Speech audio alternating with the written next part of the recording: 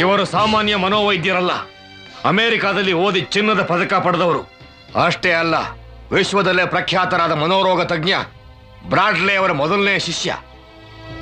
ನಾನೊಂದ್ಸಲ ಅಮೆರಿಕಾದಲ್ಲಿ ಬ್ರಾಡ್ಲಿ ಅವರನ್ನ ಭೇಟಿ ಮಾಡಿ ಪ್ಯಾರಾಸೈಕಾಲಜಿ ಬಗ್ಗೆ ನನಗಿದ್ದ ಕೆಲವು ಸಂದೇಹಗಳನ್ನು ಕೇಳಿದೆ.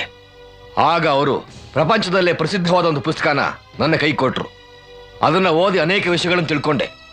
ಆ ಪುಸ್ತಕ ಬರೆದವರು ಇವರೇ ಅಂತ ಗೊತ್ತಾಗಿ ತುಂಬಾ ಸಂತೋಷಪಟ್ಟೆ.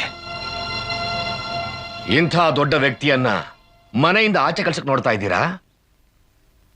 ನೀವೆಲ್ಲ ಇವ್ರಿಗಿಷ್ಟು ಅವಮಾನ ಮಾಡ್ತಾ ಇದ್ರು ಅದನ್ನೆಲ್ಲ ಸಹಿಸ್ಕೊಂಡು ಇವ್ರು ಇಲ್ಲೇ ಇದ್ದಾರೆ.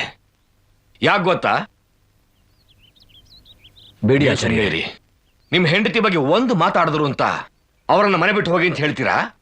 ಆದ್ರೆ ನಿಮ್ಮ ಹೆಂಡತಿನ ಕಾಪಾಡೋದಕ್ಕೋಸ್ಕರ ಇವರು ತಮ್ಮ ಜೀವನೇ ಪಣವಾಗಿಟ್ಟಿದ್ದಾರೆ ಅಂತ ನಿಮ್ಗೆ ಯಾರಿಗಾದ್ರೂ ಗೊತ್ತಾ?